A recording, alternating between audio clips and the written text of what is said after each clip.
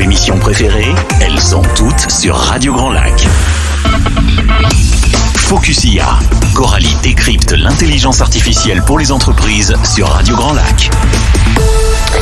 Chers auditeurs, bonsoir. Bienvenue sur Radio Grand Lac pour la 5e émission. C'est déjà la 5e émission, Jean-Pierre. Focus déjà, IA. Mais oui. Comme ça passe. Ça passe vite. Hein. Bonsoir à toutes et à tous. Bonsoir, chers auditeurs. Bonsoir, Coralie. Bonsoir, Jean-Pierre. Je suis ravie de te revoir aujourd'hui. Moi, c'est pareil. Pendant 15 minutes, je vais décrypter avec toi l'intelligence artificielle. On va être ensemble pendant 15 minutes. Trop bien. Ouais, je m'en doutais.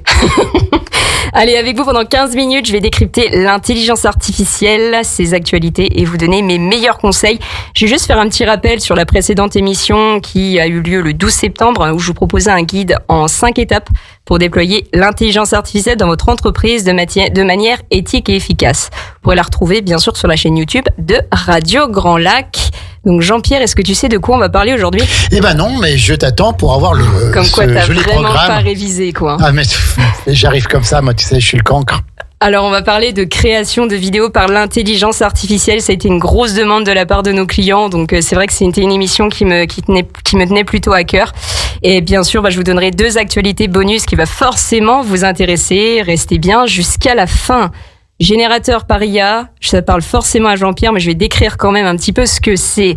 Un générateur de vidéos par IA, c'est des outils qui vont être en mesure de créer à partir de zéro une vidéo ou même à partir d'images ou déjà même de vidéos existantes.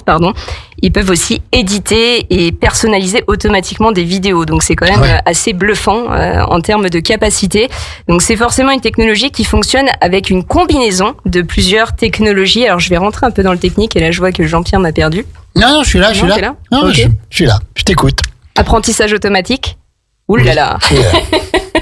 Donc en fait c'est finalement un générateur. Donc le générateur de vidéos va disposer en fait d'un algorithme d'apprentissage automatique qui va lui permettre d'analyser des grandes quantités de données, apprendre de modèles, des styles, des techniques dans le but bien sûr de reproduire, d'imiter le contenu créé par l'humain. Alors j'en avais déjà aussi parlé avec Arnaud dans Assurance-vous, c'est bien ça. Vos assurances au quotidien. Excuse-moi Arnaud, il était là ce matin. Effectivement c'était tout ce qui était vision par ordinateur appelé aussi computer vision. Donc le générateur de vidéos va interpréter les informations visuelles. Donc c'est-à-dire que ça va reconnaître des scènes, ça va reconnaître des personnes dans les vidéos dans le but de les améliorer. Et enfin, on a une dernière chose, je pense que tu l'utilises dans le ChatGPT, notamment Jean-Pierre. Ça arrive parfois, ouais. C'est le traitement du langage naturel. Donc c'est-à-dire que le générateur va comprendre et traiter en fait ton propre langage, le langage humain. C'est ce qu'on appelle le text to vidéo. Donc par exemple, si tu donnes une instruction au générateur, tu dis génère-moi une vidéo d'un studio avec des personnes en train de parler à un micro, elle sera en mesure de générer une vidéo. Il n'y a jamais de fin. Hein. C'est sans fin l'IA. C'est sans fin l'IA. Ah oui, et on aime ça du coup. Oui. Il y a des dangers quand même, non ?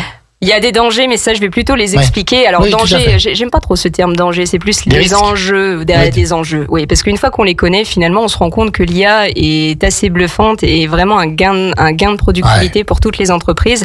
Donc, justement, j'allais parler de ces opportunités. En quoi c'est une opportunité pour votre entreprise ? Déjà, c'est l'optimisation de vos stratégies marketing digital et marketing. Donc, bien sûr, l'utilisation de la vidéo, c'est quand même quelque chose d'assez tendance. On le voit aussi sur TikTok. Je vois Jean-Pierre qui va me poser une question. Non, je voulais juste te couper 10 secondes pour faire un petit coucou à Jessica, notre animatrice de Tendance Déco qui nous écoute et qui va bientôt commencer une nouvelle émission. C'est pour ça que je voulais en parler, qui va s'appeler Carnet de voyage. Elle va nous faire voyager à travers le monde, par Savoie. Ça commence le 18 octobre à 11h. Voilà, c'était tout. Je voulais l'embrasser très fort, notre Jess. Et on attend avec impatience sa nouvelle émission. Voilà, c'était un petit aparté. Je te laisse à nouveau la parole, Coralie. C'est une très belle aparté, mais quel rapport avec l'intelligence artificielle ? Elle est intelligente. Elle n'est pas... Mais elle n'est pas artificielle.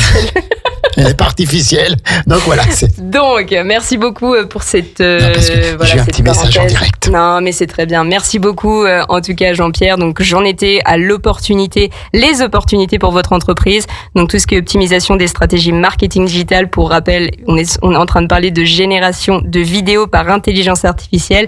TikTok en est la preuve. La vidéo est un contenu qui est très apprécié, notamment par nos jeunes. C'est là où finalement Jean-Pierre et moi on prend un petit coup de vie aussi, quand on parle de la jeunesse, de la nouvelle génération. Et oui, hélas. Voilà, donc la possibilité de produire rapidement plusieurs formats vidéo, forcément ça vous aide à multiplier les points de contact de votre audience. Ça va booster la visibilité et l'engagement de vos utilisateurs. Donc vous pouvez aussi, grâce à ces générateurs, créer des vidéos explicatives, des histoires visuelles, du contenu marketing personnalisé par exemple. Alors là, je vais parler de stratégie marketing digitale, mais on peut aussi diversifier grâce aux générateurs de vidéos par IA, votre communication interne aussi, et notamment pour les nouveaux collaborateurs qui vont arriver dans votre entreprise.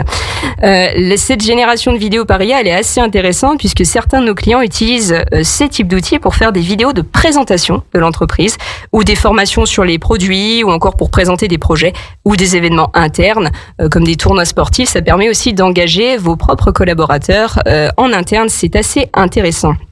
Et puis bien sûr le gain de temps, ça je vais pas vous le cacher, les générateurs de vidéos par IA rendent le processus de création de vidéos beaucoup plus efficace, c'est beaucoup plus rapide puisqu'en fait une vidéo se génère en quelques minutes seulement. Oui, tout à fait.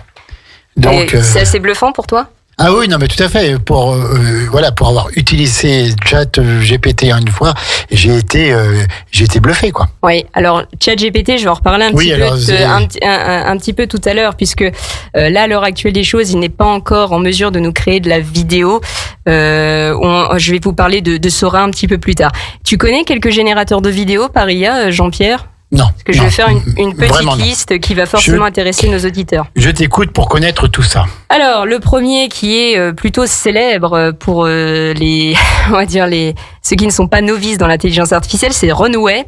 Runway, donc, il offre une suite d'outils créatifs pour générer et modifier des vidéos, et son gros avantage, c'est qu'il est multimodal. C'est-à-dire que sur la même plateforme, il va pouvoir vous générer de la vidéo, mais du son et aussi des images. Donc, c'est vrai que c'est un outil relativement intéressant. Retenez bien son nom, c'est Runway. Vous avez aussi Synthesia. Alors, du coup, ça concerne aussi tous les organismes de formation comme nous, puisqu'ils sont en mesure de créer des vidéos avec ce qu'on appelle des avatars, où vous pouvez, à partir d'un document, créer ce qu'on appelle des voix off, et après c'est directement intégré par l'avatar. C'est très intéressant en tout cas pour faire des formations, ce qu'on appelle en e-learning aussi, donc des vidéos en ligne tout simplement.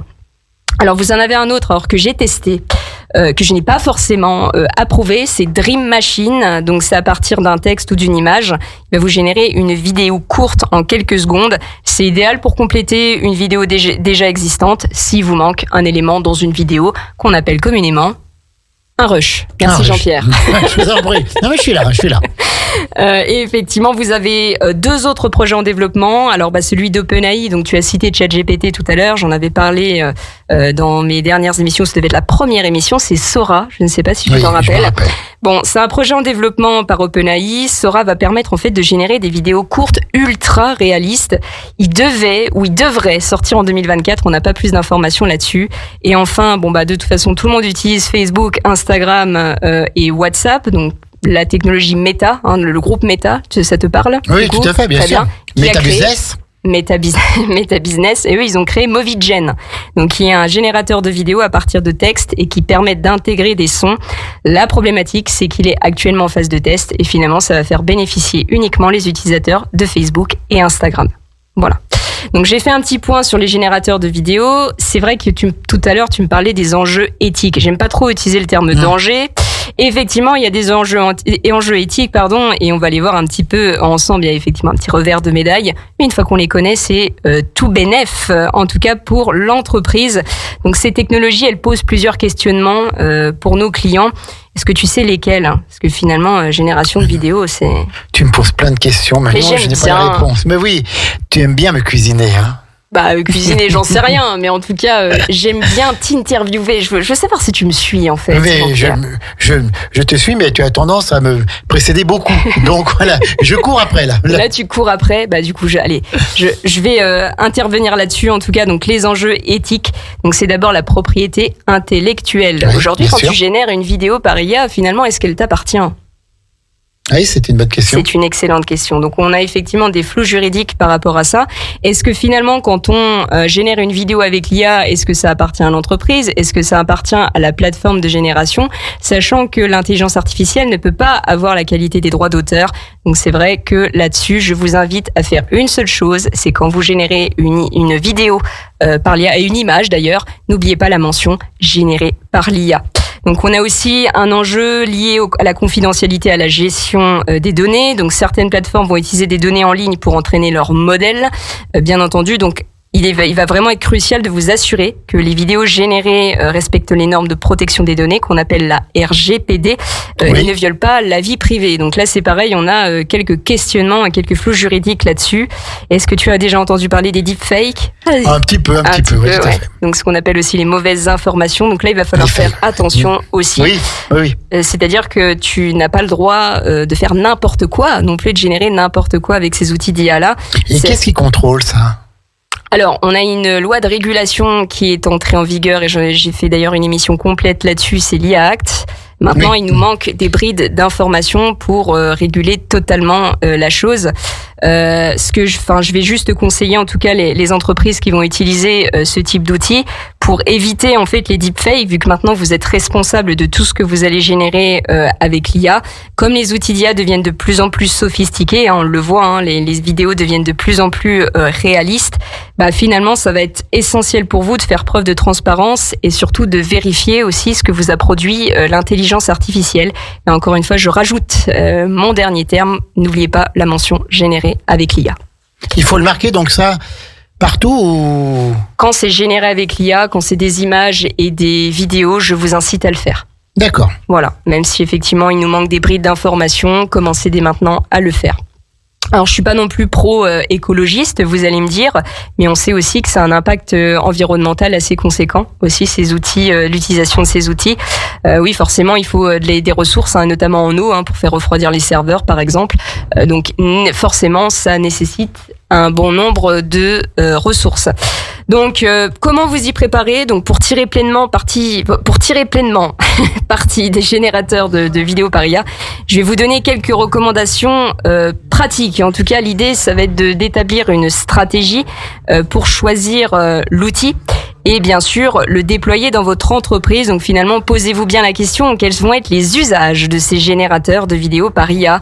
Formez vos équipes, familiarisez vos collaborateurs avec tout ce qui est outils d'IA vidéo, sensibilisez-les aux enjeux éthiques et techniques liés à leur utilisation. Vous pouvez aussi vérifier et valider les contenus. Là, j'insiste aussi puisque vous êtes responsable de ce que vous allez créer aussi avec l'intelligence artificielle. Donc avant de publier une vidéo générée par l'IA, assurez-vous qu'elle correspond à vos standards et qu'elle respecte aussi la législation en vigueur. N'oubliez pas, il faut nous conformiser, si je puis dire, à l'IA Act et surtout informer vos clients que vous utilisez l'intelligence artificielle. On va finir avec 2 actus bonus, parce que là, franchement, je suis dans les temps. Ah, mais tout à fait, il est 17h58. Ouais, je te rappelle qu'à 18h15, ce sera le grand bain de l'écho avec Benjamin qui reçoit aujourd'hui un acteur économique essentiel de notre département, Bernard Bélier, de Bélier Musique à Chambéry. On est honoré de l'avoir avec nous. Il est juste dans la pièce à côté, il vient d'arriver. Donc t'es en train de me dire, là tu mets la pression pour finir rapidement en fait. Non, c'est bon. J'ai encore un quart d'heure, donc ça Tout va bien, Coralie. Allez, je finis avec 2 actualités bonus. Donc après les bonnes nouvelles, il y a une mauvaise nouvelle. Aïe, on n'aime pas ça, Radio Barlac. On parlait de ChatGPT tout à l'heure. Finalement, là actuellement, tu payes $20 ton abonnement par mois. Il va monter à $22 d'ici la fin de l'année. Et ça va pas se finir comme ça puisqu'il va entamer des hausses successives jusqu'en 2029. Ça a été confirmé. Et il pourrait atteindre, figure-toi, jusqu'à $44 par mois d'ici 2029. Ah ouais, donc il faut vite signer maintenant. Alors, pour le coup, il va falloir surtout anticiper vos budgets. N'oubliez pas, les modèles d'intelligence artificielle évoluent. Donc, c'est évident que, de toute façon, ça n'allait pas rester gratuit éternellement, à des bas tarifs éternellement non plus. Donc, anticipez ces hausses dans votre budget pour l'exploiter au mieux. Et on va terminer avec un chiffre bluffant, 33. C'est moche comme... 33. 33. Alors, département, tiens, on va faire réviser tes départements. Gironde. Bien joué, bravo. Ouais, très bien. Donc, c'est 33. Vas-y. Là, tu peux y aller, là. Ouais, ok, très bien. Ah, ça, c'est mieux que l'intelligence artificielle, ça, Jean-Pierre. Hein. C'est bien mieux. Alors, 33, c'est un pourcentage. C'est le pourcentage de dirigeants. Donc, selon une étude menée par le Boston Consulting Group, donc qui est quand même une étude vérifiée, c'est le pourcentage de dirigeants qui ont reçu une sensibilisation et une formation à l'intelligence artificielle. Donc, pour le coup, c'est quand même encore trop peu. On va pas se cacher. Pour découvrir en tout cas les opportunités pour leur entreprise, mais aussi les défis liés à cette révolution technologique. Donc moi, j'incite effectivement à renforcer tout ce qui est programme de formation et notamment du dirigeant. Il n'y a pas que les collaborateurs qui sont concernés, mais aussi le dirigeant pour démocratiser l'accès aux technologies et puis aussi prendre les bonnes décisions. Sachez qu'on est aussi là pour vous accompagner sur le sujet. Jean-Pierre, j'en ai terminé pour aujourd'hui. Tu en as fini à 18h01, tout juste là maintenant. Ouais, Coralie Simoner, parle-nous un petit peu de CS Digital. CS Digital Formation, c'est un organisme de formation et de conseil sur mesure. Donc, que tu diriges, hein. Absolument, c'est ça, j'en suis la présidente. Donc aujourd'hui, on est 5 à piloter sur 2 régions. Et j'ai la chance d'être sur la région savoyarde, à Aix-les-Bains. Mes 4 collaborateurs sont en Alsace, du côté de Strasbourg, vu que notre siège social est là-bas. Et effectivement, on accompagne nos clients. Alors, ça peut être TPE, PME et des collectivités, justement, à déployer des outils de transformation digitale et d'intelligence artificielle, puisqu'on a pris la vague avec Microsoft il y a 1 an et demi. Pour justement les aider à exploiter au mieux ces outils et les faire gagner en productivité. Voilà. Donc vous êtes un groupe spécialisé dans l'IA au niveau français, quoi. Alors, tu me flattes. Non, j'ai dit la vérité. On va dire au niveau local pour démarrer, mais effectivement, on essaye en tout cas d'accompagner des clients à l'échelle nationale. On a effectivement quelques beaux clients aujourd'hui à notre actif qui nous font confiance et effectivement c'est des chaînes nationales, tout à fait. Mais voilà. Merci Coralie Simoner qui était avec nous. Je croyais que tu avais conclu. Mais vas-y tranquille. J'ai pas conclu, c'est dingue. C'est dingue ça. C'est dingue. Il me laisse pas la parole. Alors donc merci de votre écoute. En tout cas, donc on va se retrouver pour Focus IA l'épisode 6 le 21 novembre à 17h45. C'est long. Ah bah oui, je sais bien. Mais en attendant, il y a quand même Benjamin Bérou qui attend. Donc, on va rester sur Radio Grand Lac pour le Grand Bas de l'Écho. Restez bien avec nous, c'est à 18h15. Donc, le Grand Bas de l'Écho, qui est l'émission économique locale animée par notre grand avocat au barreau de Chambéry, monsieur Benjamin Bérou, et qui va démarrer tout de suite. Merci beaucoup, Jean-Pierre. Prenez la vague de l'IA. C'était Coralie Simoner dans Focus IA sur Radio Grand Lac. Merci Coralie. Oui, donc dans quelques minutes, Benjamin reçoit Bernard Bélier.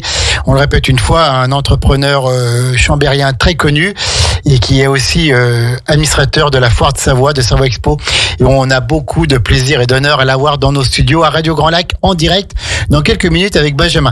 Pour tout vous dire, nous sommes en direct. Benjamin est sur la route, ça bouchonne un peu, donc peut-être que 18h15 et quelques poussières, mais en tout cas, on sera là tout à l'heure.